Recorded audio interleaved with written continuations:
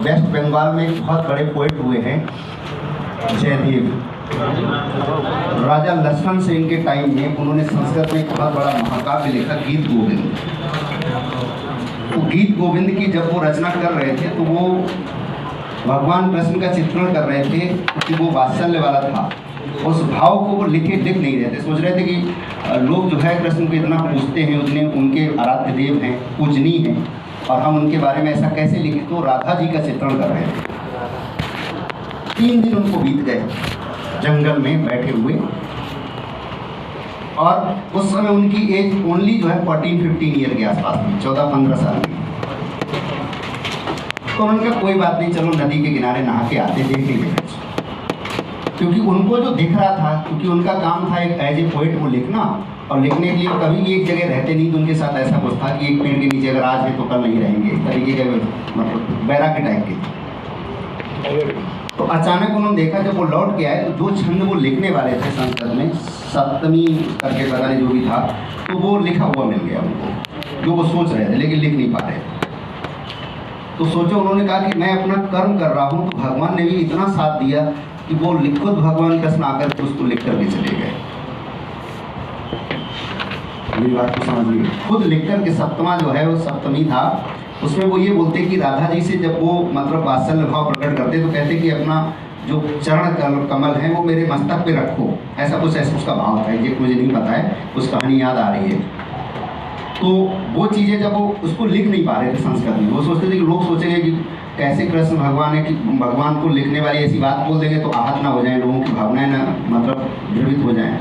तो इसलिए उन्होंने वो नहीं लिखा। लेकिन पता चले भगवान भाव को समझ रहे थे, भगवान खुद आकर उस छंद को लिख गए, और वही लिख गए जो वो सोच रहा था।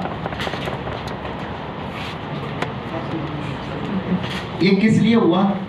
क्योंकि उसके अंदर उसके लिए भाव वो था, निष्ठापूर्वक अपना कर्तव्य निभा रहा था।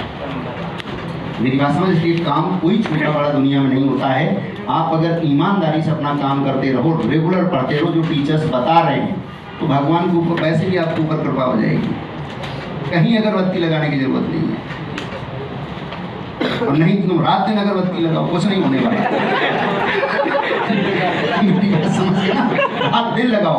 भाई अगर ऐसा ही हो तो मैं तो तुम लोगों से पहले ही बोला तुम जो बोलो कि आर के भाई सर आप ऐसा काम करो तो हमारा भला हो जाए, भैया वही करने के लिए बोले मन से। लेकिन कुछ होना ही नहीं है, तुम्हें भी पता है, वो करना आप ही को पड़ेगा। चढ़ाई की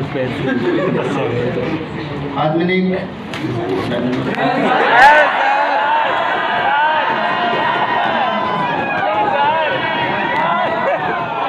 बात लिखी, कहीं से ढूंढी तो कुछ मिला, कुछ अपनी तरफ से बोल दिया।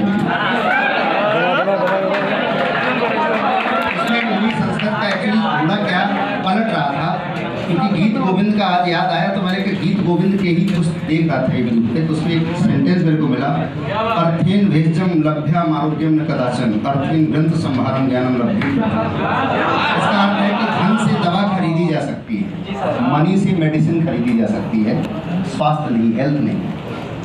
तो बहुत दम है सेंटेंस में। कह रहा है कि इसी प्रकार धन से बड़े बड़े ग्रंथ खरीदे जा सकते हैं, बुक्स खरीद सकते हो, लेकिन ज्ञान नहीं। परंतु ज्ञान तो प्रयत्न और परिश्रम करने से ही प्राप्त हो सकता है, और उसके लिए कोई दूसरा कर ही नहीं सकता है। कोई पिता अपने पुत्र के लिए नहीं कर सकता है, कोई गुरु अपने शिष्य के लिए नहीं कर सकता है। ये सिर्फ मंथन से ही चीज़ें आएंगी, इसलिए मंथन ही आपको करना पड़ेगा। ये बहुत मस्त है।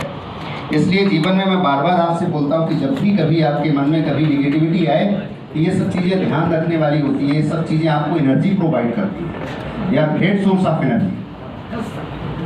भाई अगर ऐसा ही होता तो सारे राजा महाराजाओं के बच्चे या जो जिनके पास मनी है वही सब डॉक्टर बन जाते। ऐसा नहीं है ना।